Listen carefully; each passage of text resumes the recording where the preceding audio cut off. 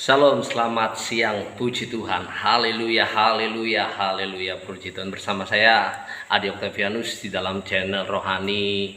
Saya sendiri, saya percaya, saya rindu pada hari ini ingin berbagi kembali kebenaran firman Tuhan, rohani singkat, di bagaimana kita supaya dapat bertumbuh di dalam Tuhan. Saya belum sempurna, tetapi saya ingin berbagi di mana pengalaman-pengalaman saya juga. Saya ingin berbagi kepada saudara bagaimana kita atau saya sendiri harus merebut kembali area-area di mana dalam kehidupan saya supaya saya tidak jatuh di dalam dosa yang sama.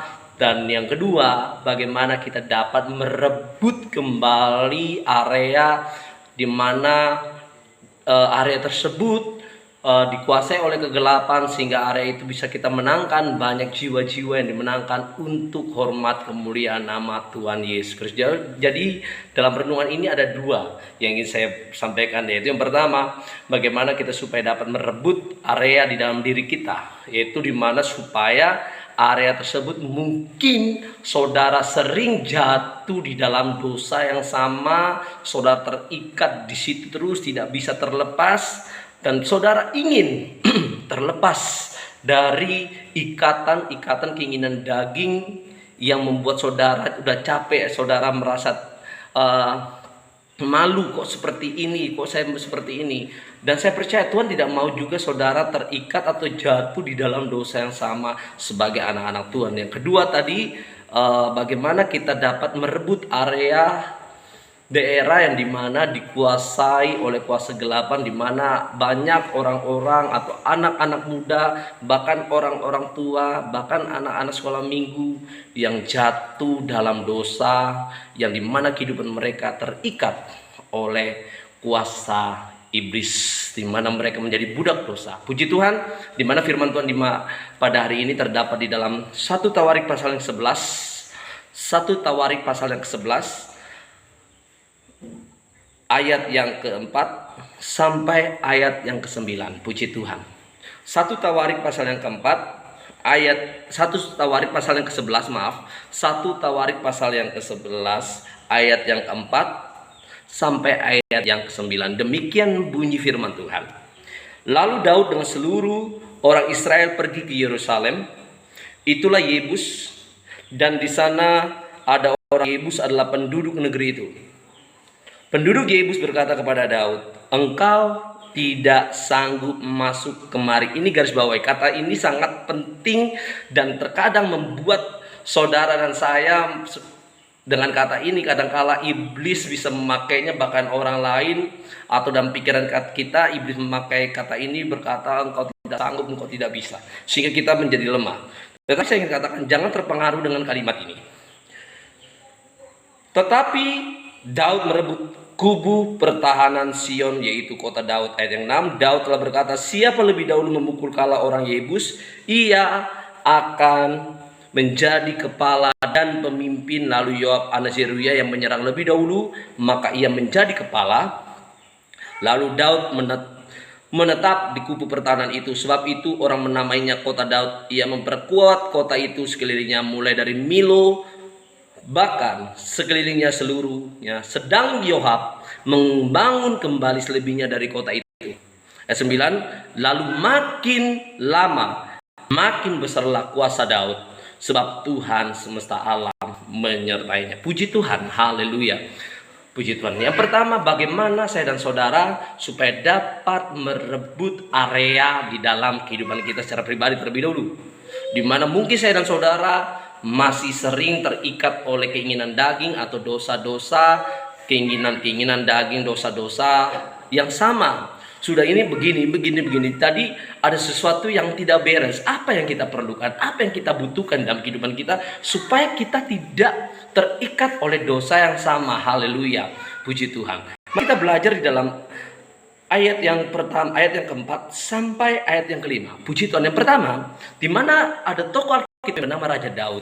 Ketika Raja Daud pergi ke Yerusalem untuk merebut kota itu kembali, di mana di situ ada satu penduduk atau orang yang menempati Yerusalem yang disebut orang-orang Yebus pada saat itu, di mana orang Yebus begitu sombong dan angkuh berkata kepada Daud dan orang-orang Israel, tentara-tentara orang Israel berkata demikian.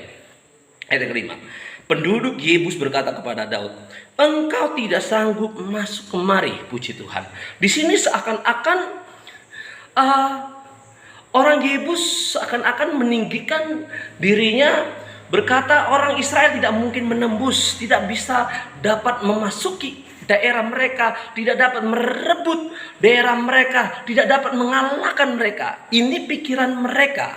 Nah, dipertanyakan, apakah Daud terpengaruh dengan omongan mereka? Kenapa? Karena saat itu orang-orang Yebus, tentara-tentara yang dimiliki orang Yebus, mungkin karena mereka menang di dalam kondisi karena mereka tinggal di daerah yang lebih tinggi, di dataran tinggi. Itu membuat mereka mungkin bisa menang di dalam peperangan. Mungkin saja tentara-tentara Daud ada di bawah dan mereka mungkin saja bisa dilemparkan panah dari atas, terkena dan banyak kekalahan terjadi. Karena secara daerah peperangan mereka menang, tetapi tidak menurut atau tidak seperti apa yang dalam peperangannya Allah, yang strateginya Allah yang saya sampaikan.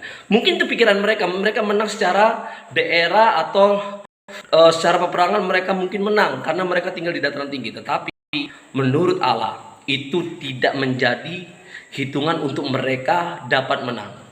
Kenapa? Saya katakan kembali, karena Daud tetap percaya, karena dia percaya kepada Tuhan. Dia melangkah bersama Tuhan. Dia percaya dia adalah orang yang telah diurapi oleh Tuhan.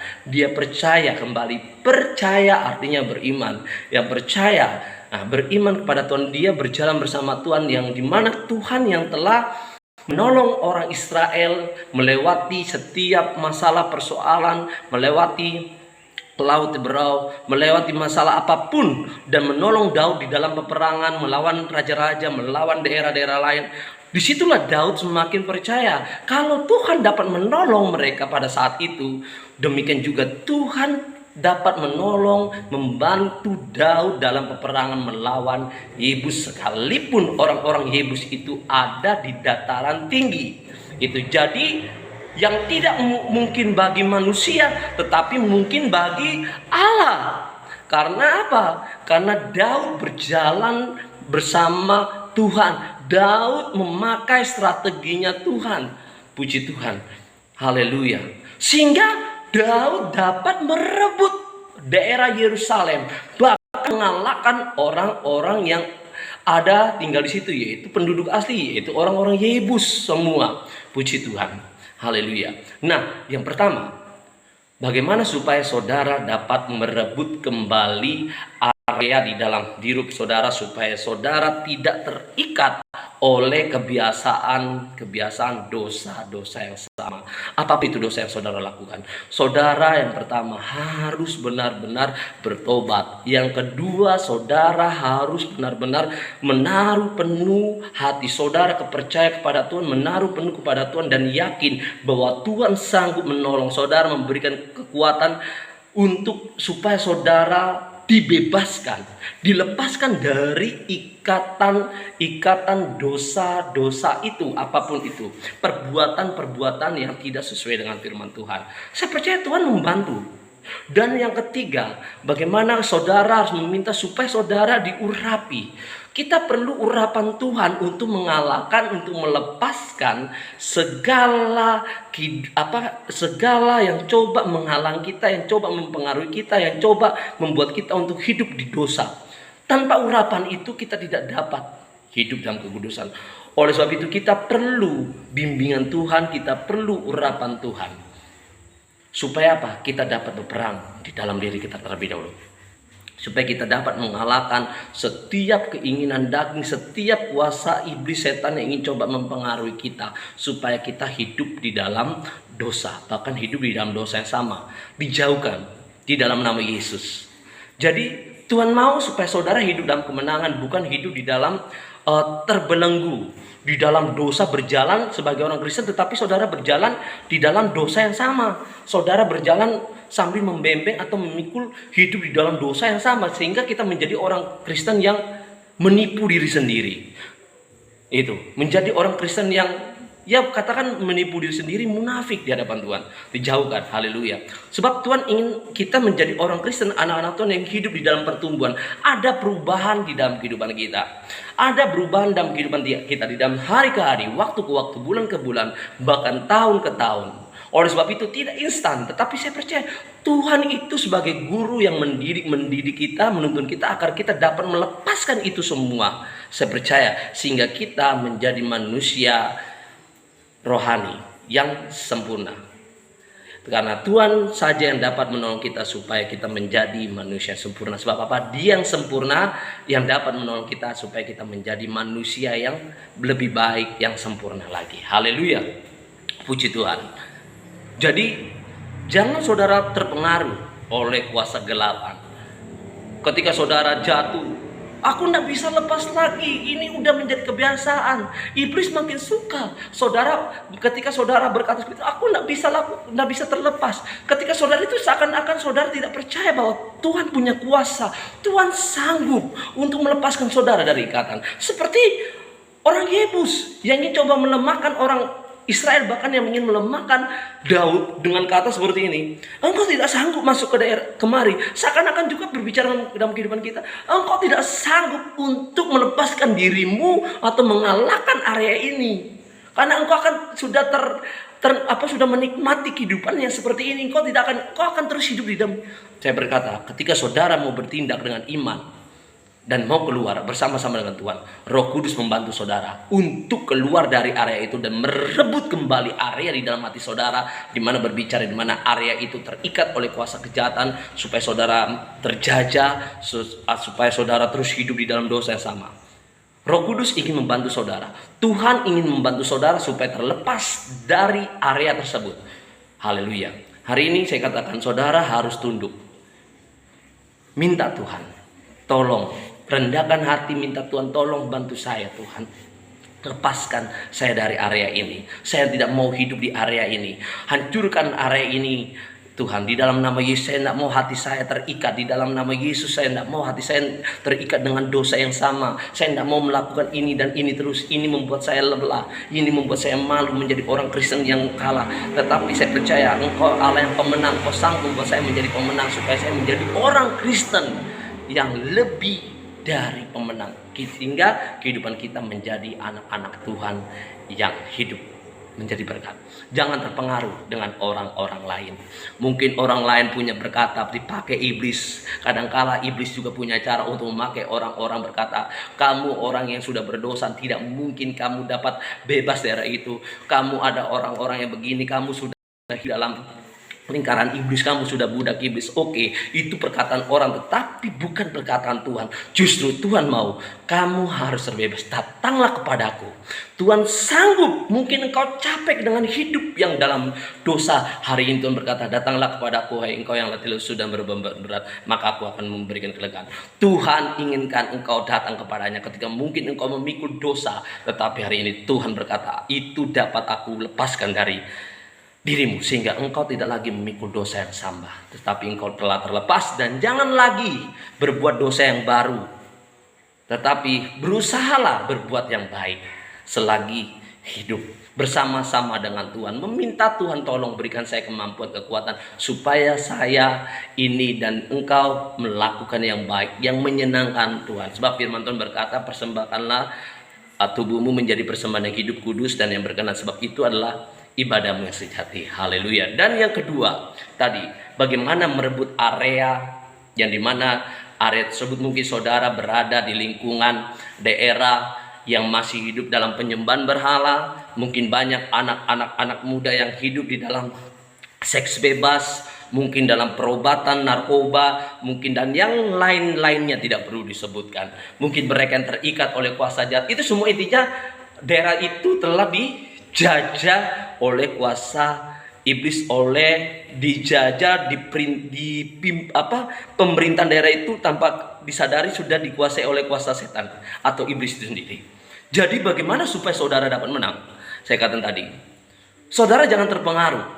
Mungkin orang berkata daerah itu begitu kuat, banyak orang-orang yang punya ilmu, banyak orang-orang yang begini dan begitu, orang keras. Ketika saudara yakin dan percaya, saudara sadar, saudara berjalan dengan Tuhan seperti Daud. Daud adalah orang yang percaya dan berjalan dengan Tuhan dan yakin dia adalah orang diurapi. Ketika dia berjalan bersama Tuhan, segala sesuatu yang tidak mungkin bagi manusia, bagi Daud mungkin. Karena apa? Dia tahu di balik dari segala peperangannya, kemenangannya, itu berasal daripada Tuhan yang berperang. Tindakan saudara apa? Saudara berdoa atas daerah itu, puasa.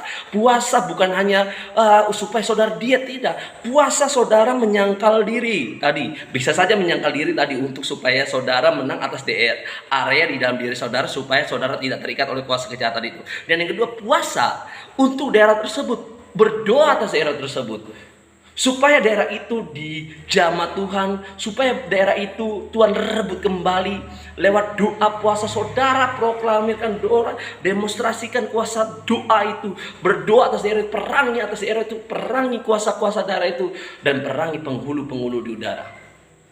Sebab firman Tuhan berkata, peperangan kita bukan melawan darah dan daging, tetapi melawan roh-roh yang bukan berasal daripada Tuhan ya. Roh ini yaitu kuasa setan, antek-anteknya setan iblis yang menyebar di seluruh dunia, yang membuat orang tertindas, yang membuat orang menderita, bahkan penghulu-penghulu di udara. Haleluya. Jadi bagaimana saudara dapat merebut daerah tersebut? Saudara harus berdoa dan puasa atas daerah itu, dan saudara terus minta untuk diurapi. Ketika saudara rindu menjadi orang-orang yang mau dipakai Tuhan, saudara jangan sampai lupa. Saudara minta supaya saudara diurapi oleh kuasa Roh Kudus atau menerima power the Holy Spirit. Saudara menerima kuasa daripada Tuhan. Tanpa kuasa saudara tidak maksimal di dalam peperangan rohani, tidak maksimal di dalam doa dan puasa. Yang membuat doa puasa kita, saudara ada dalam urapan, saudara memiliki power itu sendiri. Sehingga power itu yang menghidupkan perkataan di dalam lidah saudara yang keluar dari saudara yakin. Sehingga power itu membuat itu meledak, perkataan itu hidup menjadi yakin. Saudara dapat berdoa mengalahkan kuasa gelapan atas daerah itu. Dan saudara dapat mengalahkan pikiran-pikiran jahat atas diri saudara, hati saudara, perasaan. Ketika saudara berkata dalam nama Yesus, pikiran, perasaan yang jahat atas diri saya di dalam nama Yesus dihancurkan. Saudara bertindak. Dan saudara jangan melakukan jangan sampai ternina bobo, terserah mau dibawa oleh perkataan mau melakukan. Jangan. Saudara harus punya tindakan untuk jangan melakukan itu. Haleluya. Terbawa arus dengan perkataan iblis, terbawa arus dengan perkataan yang melemahkan. Jangan seperti orang-orang Yebus, karena perkataan Yebus ini juga masih ada di akhir zaman yang mempengaruhi, yang membuat lemah dan membuat kita tidak yakin dan tidak percaya lagi pada Tuhan.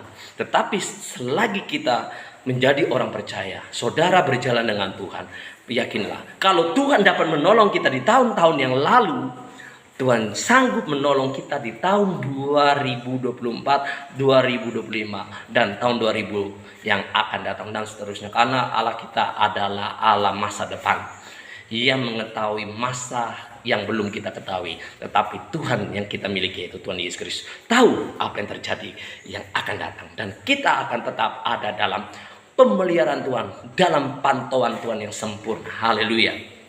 Dan yang ketiga, kita perlu dukungan orang-orang yang memiliki iman, yang percaya dengan Tuhan, yang sehati. Sebab firman Tuhan pun berkata di dalam Kisah Para Rasul pasal yang pertama, sebelum mereka berdoa dipenuhi oleh Roh Kudus, mereka berkumpul di loteng Yerusalem yang doa. Mereka berkumpul di loteng Yerusalem bersehati, berdoa bersama-sama dan percaya. Penting. Kita lihat di dalam 1 Tawarik tadi, di 1 Tawarik pasal 11 ayat yang ke-6. Siapa lebih dahulu? Daud telah berkata, siapa lebih dahulu memukul kepala orang Yebus, ia akan menjadi kepala dan pemimpin. Lalu Yoab anak Zeruya yang menyerang lebih dahulu, maka ia menjadi kepala. Yoab anak Zeruya bisa menang dan mengalahkan orang-orang Yebus karena dia percaya. Dia seirama imannya, dia percaya kalau Tuhan menyertai Daud, Tuhan juga menyertai saya. Sama. Haleluya. Kita perlu dukungan orang-orang yang percaya siling kita perlu doa mereka. Dan saudara juga harus mendukung orang-orang sekeliling saudara yang percaya. Saudara dapat mengutus mereka berdoa untuk memberitakan Injil, untuk bersaksi supaya mereka di mana mereka berada banyak orang-orang melihat kesaksian bagaimana Tuhan menolong kehidupan mereka, sehingga banyak orang datang kepada Tuhan lewat kesaksian mereka. Supaya mereka di mana mereka berada banyak keluarga yang datang kepada Tuhan lewat doa puasa. Puji Tuhan. Haleluya. Kiranya firman Tuhan ini memberkati kita. Jadi ada beberapa poin, yaitu yang pertama supaya kita menang atas diri kita tadi, supaya kita tidak terikat oleh kuasa dosa, supaya kita tidak ditindas, dijajah oleh dosa yang sama, yaitu kita supaya mungkin saudara sering melakukan dosa yang sama, saudara ingin lepas. Yang pertama, saudara harus bertobat sungguh-sungguh. Yang kedua, saudara harus tunduk total kepada otoritas Allah itu sendiri. Tunduk artinya saudara menyerahkan hidup saudara sepenuhnya kepada Tuhan.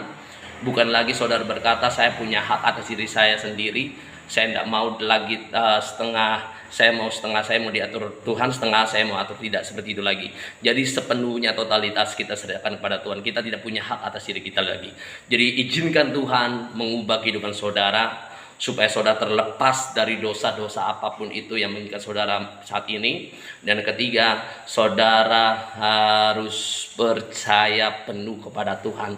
Jangan percaya dengan omongan orang, terpengaruh omongan yang melemahkan saudara, seakan-akan tidak mungkin. Tetapi saudara, orang yang percaya adalah selalu berkata, yang tidak mungkin bagi manusia tetapi mungkin bagi Tuhan Yesus Kristus, karena Dia adalah Immanuel, Allah beserta kita. Amin.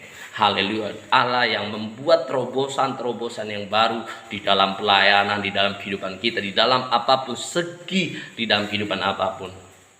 Yang keempat, saudara harus memiliki hubungan orang-orang yang sehati, seirama, yaitu seiman.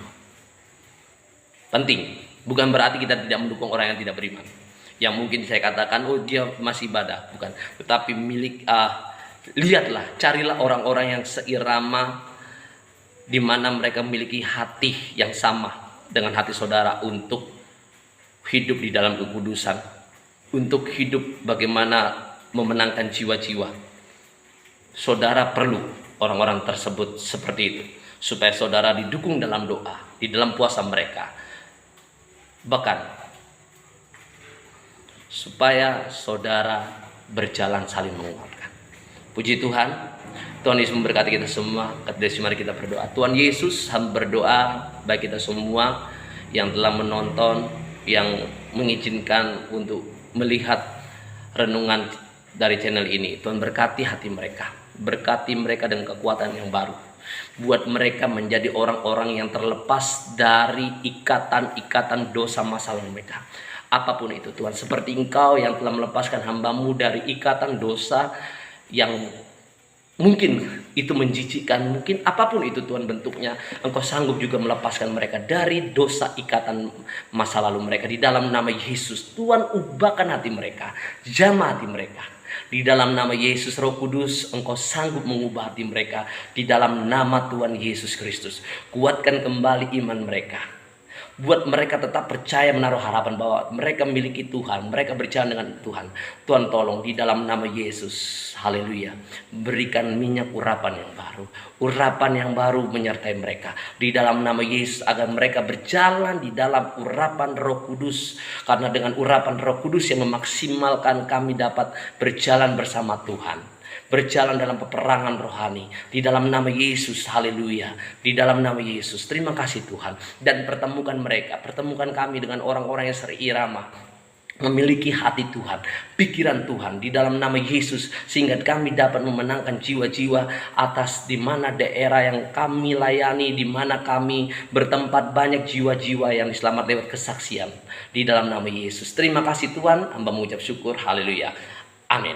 Puji Tuhan. Tuhan Yesus memberkati kita semua. Sampai jumpa di video selanjutnya. Kiranya video ini memberkati kita semua. Jadilah berkat, jadilah terang. Nama Tuhan dipermuliakan di dalam kehidupanmu, di dalam kehidupan saya, dan terang itu membawa dampak bagi bangsa kita. Tuhan Yesus memberkati kita semua. God bless you. Haleluya. Amin.